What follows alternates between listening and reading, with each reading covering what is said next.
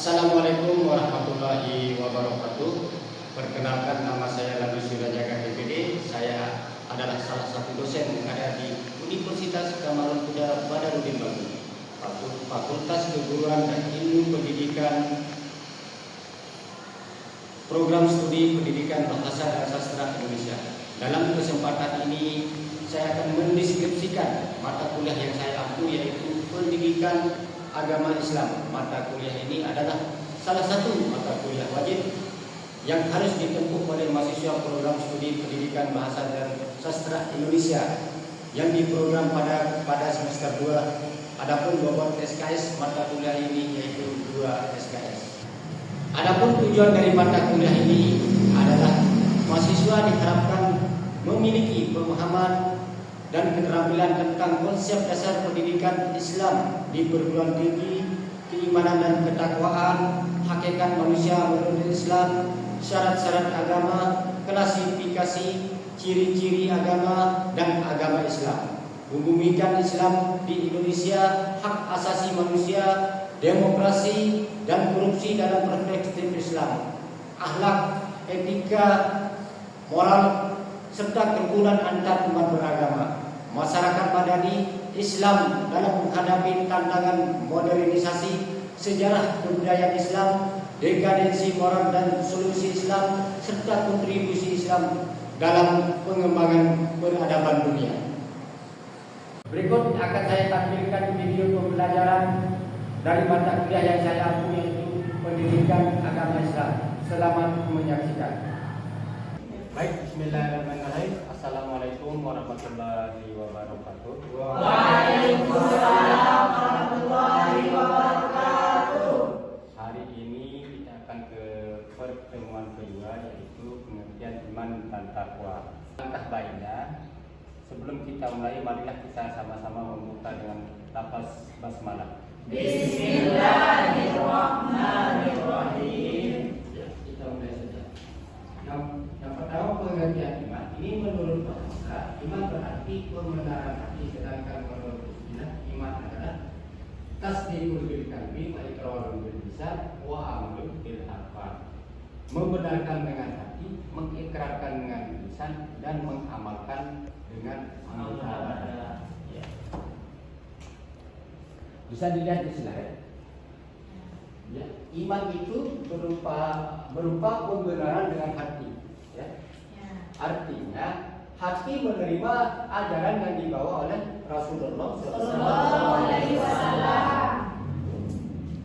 Pengakuan dengan lisan artinya mengucapkan 2 kalimat syahadat, yaitu Asyhadu alla ilaha illallah wa asyhadu anna Muhammadar Rasulullah. Sedangkan perbuatan dengan anggota badan artinya amal yang berupa keyakinan dan beramal dengan anggota badan lainnya dengan melakukan ibadah sesuai dengan kemampuannya.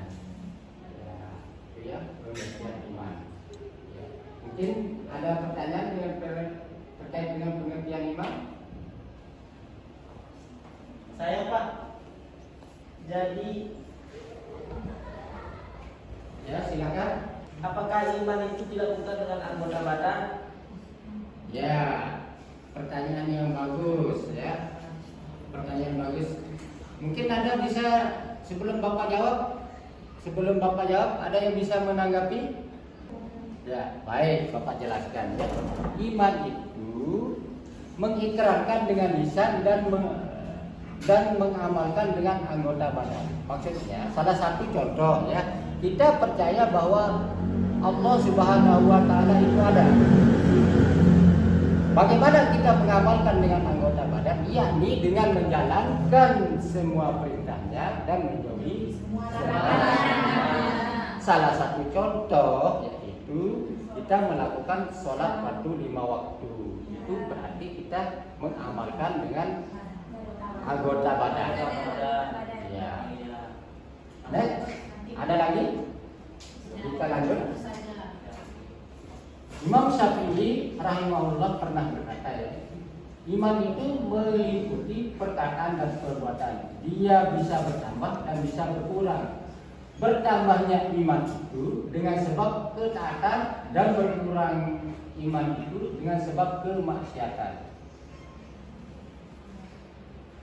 Imam Ahmad bin Hanbal rahimahullah juga berkata, iman itu bisa bertambah dan bisa berkurang. Ia bertambah dengan melakukan amal, ia juga bertambah dengan sebab meninggalkan amal. Ya. Ini yang dimaksud oleh Imam Syafi'i ini, yaitu tatkala kita melakukan kebaikan maka iman kita itu bertambah. Tapi tatkala kita melakukan hal-hal yang buruk atau kemaksiatan, maka otomatis kadar keimanan kita itu berkurang. Next ya, wujud keimanan. Ya, ini wujud keimanan itu terbuat dari 3 unsur, yaitu isi hati, ucapan dan perbuatan.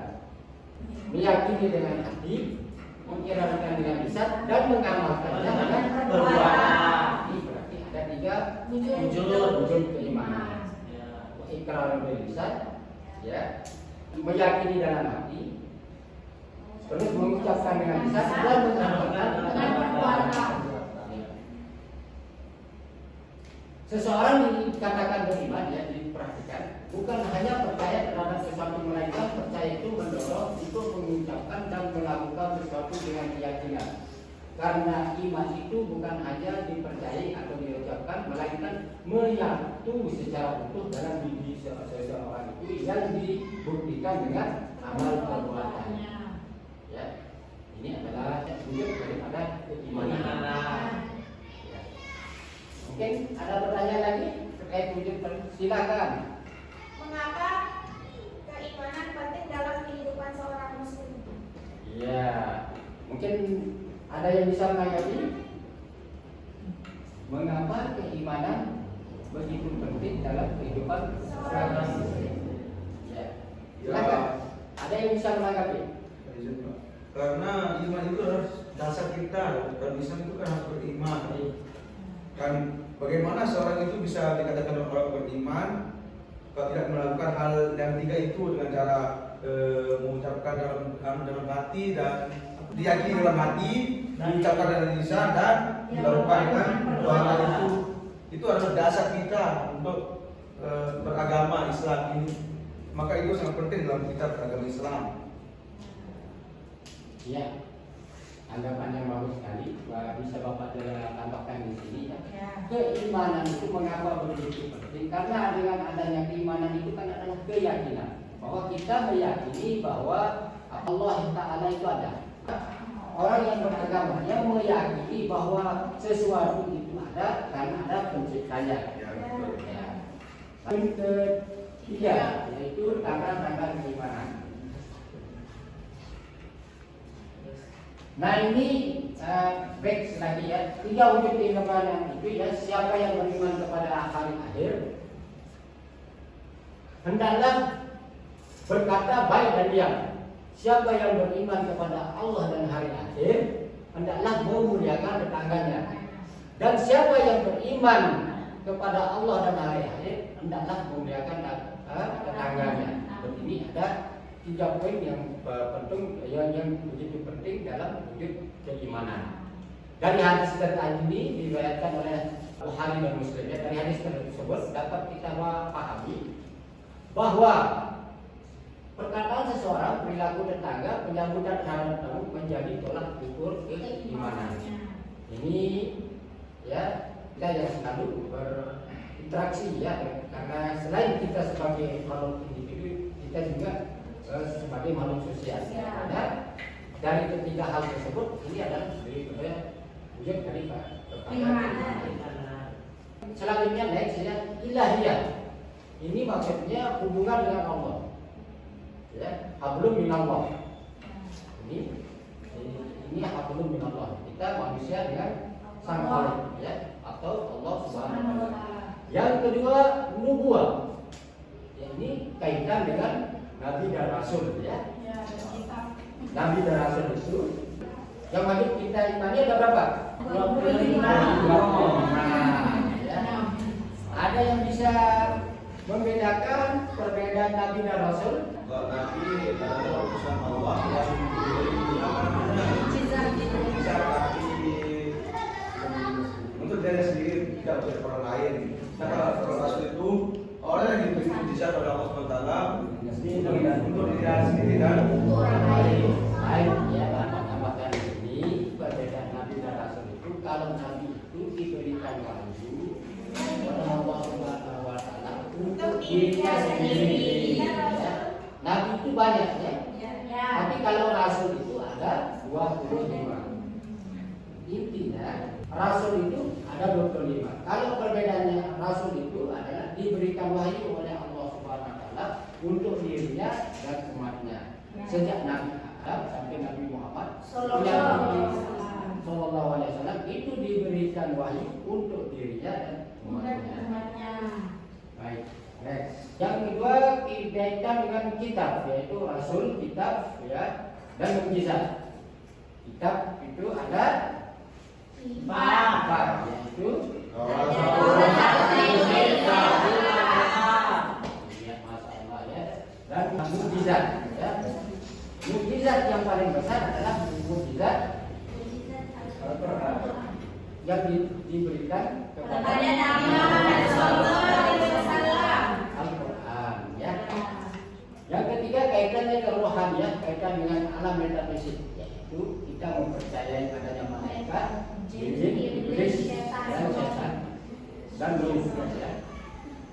Next lagi satya, segala sesuatu yang diketahui melalui sapi, yaitu dari Nabi.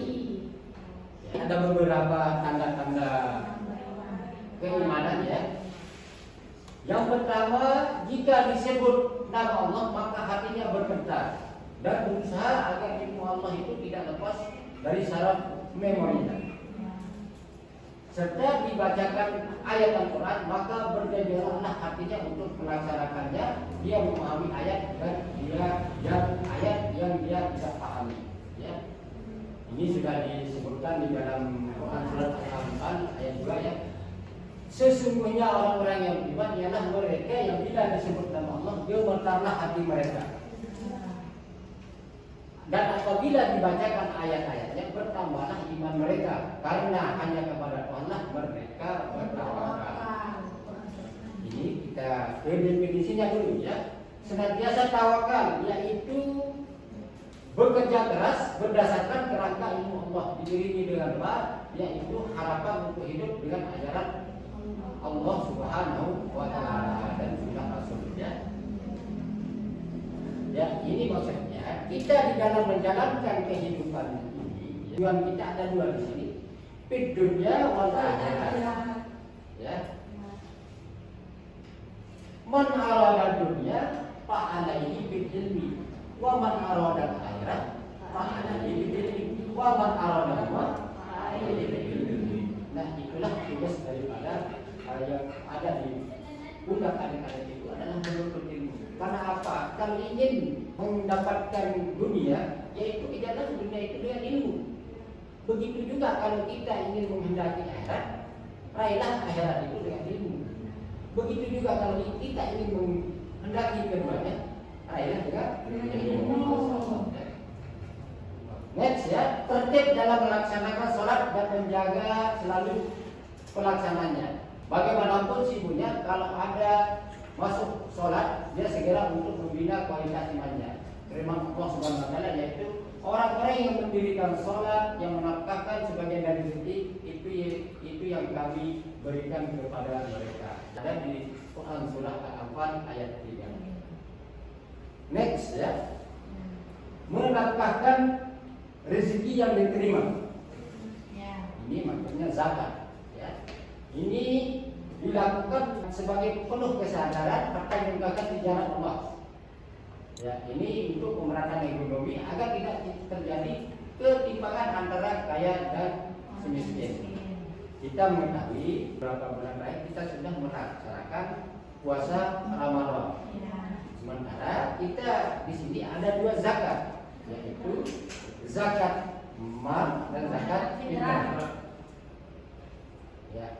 Ada yang bisa menjawab apa perbedaan zakat mal dan zakat fitrah? Zakat mal adalah zakat harta. Ya. Sedangkan zakat fitrah adalah zakat diri kita, jiwa kita.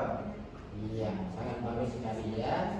Memang itu adalah kewajiban setiap umat Islam di dalam menunaikan zakat fitrah. Ya. Orang yang lahir dari di bulan Ramadan ya, semenjak awal bulan Ramadan itu wajib mengeluarkan zakat fitrah. Lalu timbul pertanyaan, kenapa kita memberikan zakat fitrah itu kepada orang yang tidak mampu? Sementara kewajiban orang yang tidak mampu itu adalah sama. Mereka juga wajib menunaikan zakat fitrah. Maksudnya kita memberikan kepada orang yang tidak mampu supaya yang tidak mampu itu ada untuk menunaikan zakat fitrah. Berarti kita ada saling membantu. Yang kedua, zakat mal atau zakat harta.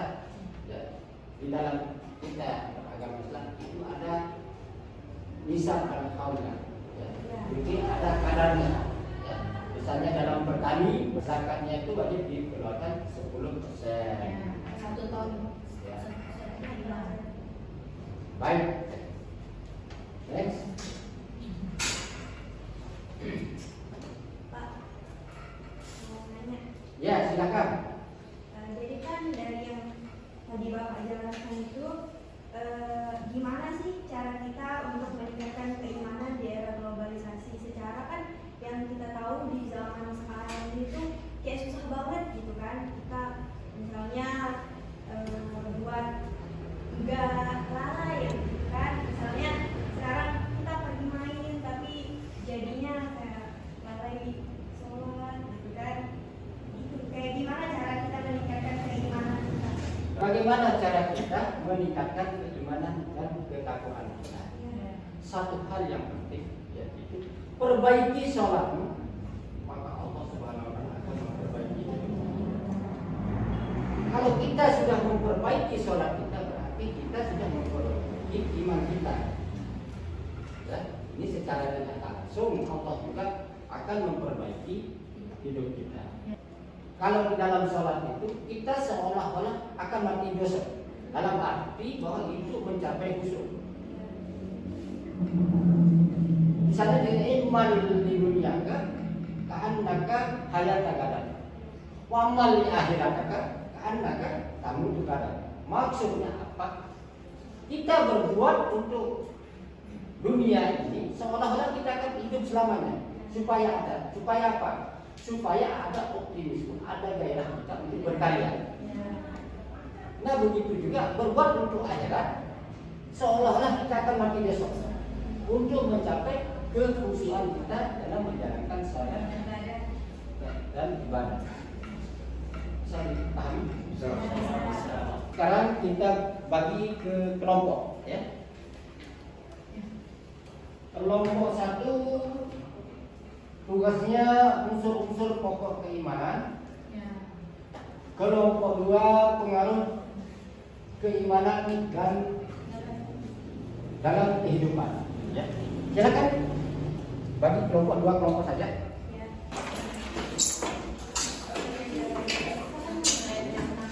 Silakan didiskusikan. Kelompok pertama tentang unsur-unsur pokok keimanan, kelompok kedua pengaruh keimanan dalam kehidupan.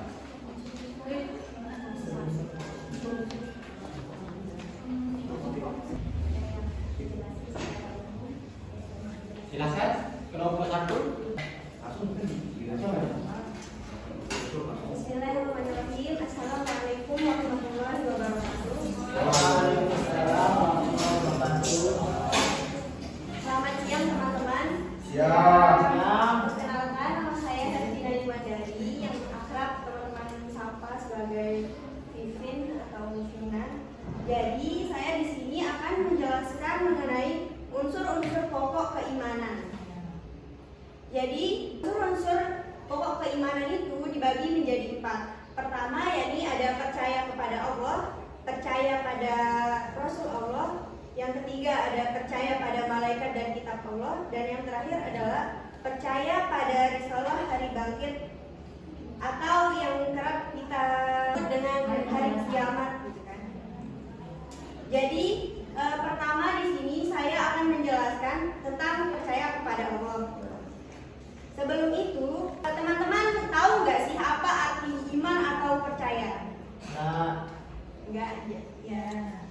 Jadi, adapun iman menurut pengertian istilah yang sesungguhnya ialah kepercayaan yang meresap ke dalam hati dengan penuh keyakinan, tidak bercampur syak dan ragu, serta memberi pengaruh bagi pandangan hidup, tingkah laku, dan perbuatan sehari-hari. Ya, selanjutnya adalah apa sih makna sebenarnya percaya kepada Allah?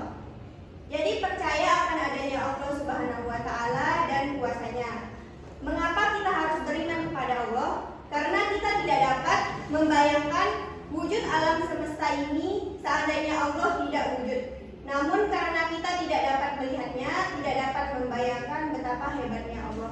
Jadi kita hanya bisa percaya gitu kan. Selanjutnya adalah cara beriman kepada Allah Subhanahu wa Ta'ala.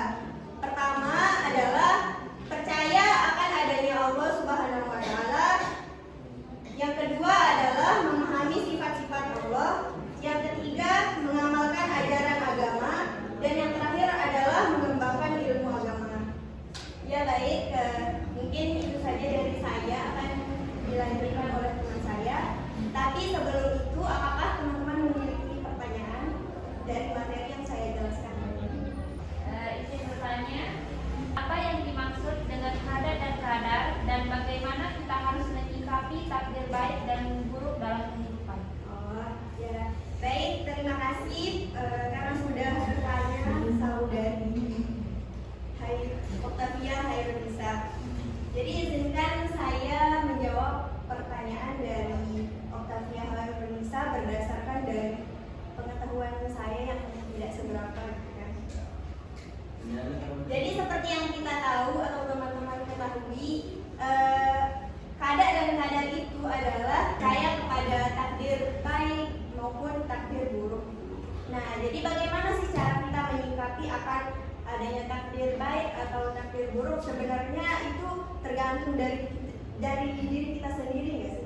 Misalnya, kalau memang benar adanya takdir, tapi kalau dari diri kita sendiri misalnya sudah kayak mengimplementasikan sesuatu hal dengan baik, misalnya sudah beribadah dengan baik, sudah berikhtiar dengan baik, lalu takdirnya kurang baik gitu kan, jadi kita cuma bisa menerima dan ikhlas saja karena mungkin itu adalah ujian dari Allah Subhanahu wa Ta'ala. Jadi kita hanya bisa menerima aja sih.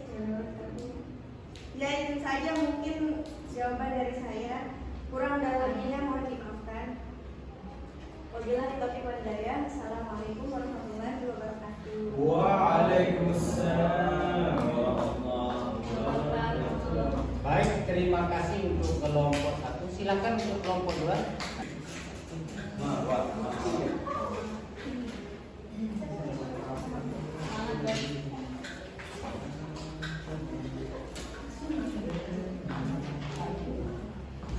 Assalamualaikum warahmatullahi wabarakatuh. Waalaikumsalam warahmatullahi wabarakatuh. Pertama, perkenalkan, nama saya Mawarita Hiniar. Saya akan menjelaskan tentang pengaruh keimanan dalam kehidupan. Pengertian keimanan dulu ya. Iman adalah fondasi dalam diri seorang muslim. Adanya keimanan mempengaruhi bagaimana seorang muslim berperilaku, melaksanakan pekerjaan atau aktivitas. Pengaruh keimanan dalam kehidupan memiliki pengaruh yang sangat besar, termasuk dalam berbagai aspek kehidupan sehari-hari. Adapun beberapa pengaruh positif dalam kehidupan yang pertama, ketentraman jiwa. Yang kedua, keteguhan hati. Saya bisa jelaskan apa maksud dari ketentraman jiwa. Maksudnya di sini ketentraman jiwa yaitu keimanan yang kuat memberikan ketenangan jiwa dan pikiran, keyakinan pada keberadaan Tuhan dan rencananya memberikan rasa damai dan kepercayaan bahwa segala sesuatu terjadi atas kehendaknya. Yang kedua, keteguhan hati.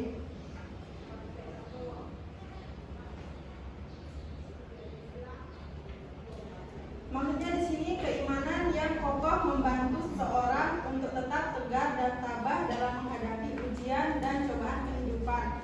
Keyakinan akan pertolongan Allah dan janjinya memberikan kekuatan dan semangat untuk terus berjuang.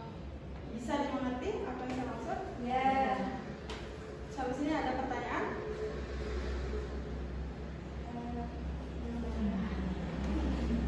Baik, saya lanjut ya. Yang ketiga, pengaruh moralitas dan etika. Maksudnya keimanan mempengaruhi perilaku dan tindakan seseorang dalam kehidupan sehari-hari. Dengan memiliki iman yang kuat, seseorang cenderung untuk mengikuti ajaran moral dan etika agama seperti berbuat baik, jujur, dan adil dalam interaksi dengan sesama. Yang keempat, harapan. Keimanan membawa harapan dan optimisme dalam kehidupan seseorang. Dengan percaya pada rencana Allah yang maha bijaksana, seseorang memiliki keyakinan bahwa segala sesuatu akan berjalan sesuai dengan kehendaknya. Dan hal ini memberikan motivasi untuk terus berusaha dan bersyukur. Ada pertanyaan?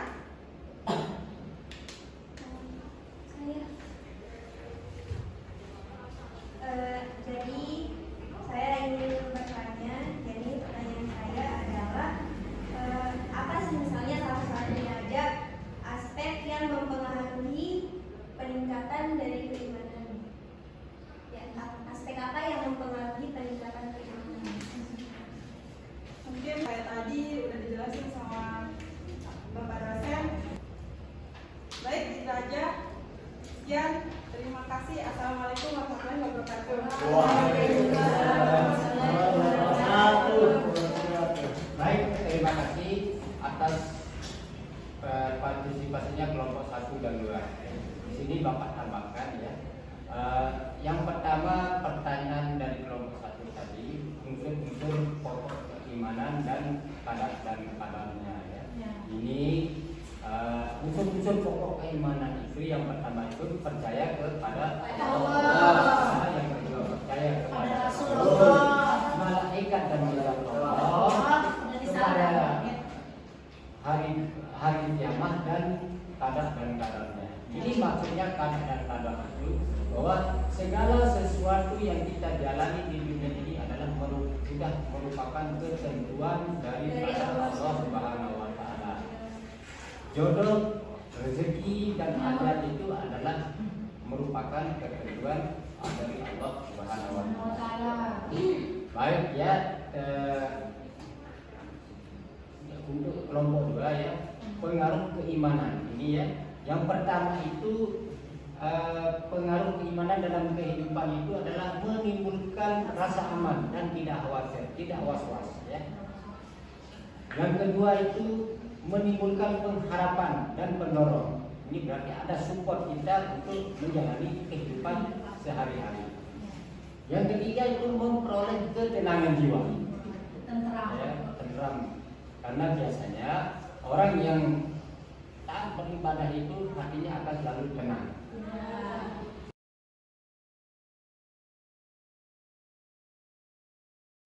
Agar lebih barokahnya pertemuan kita kali ini, marilah kita tutup dengan sama-sama membaca lafaz hamdalah.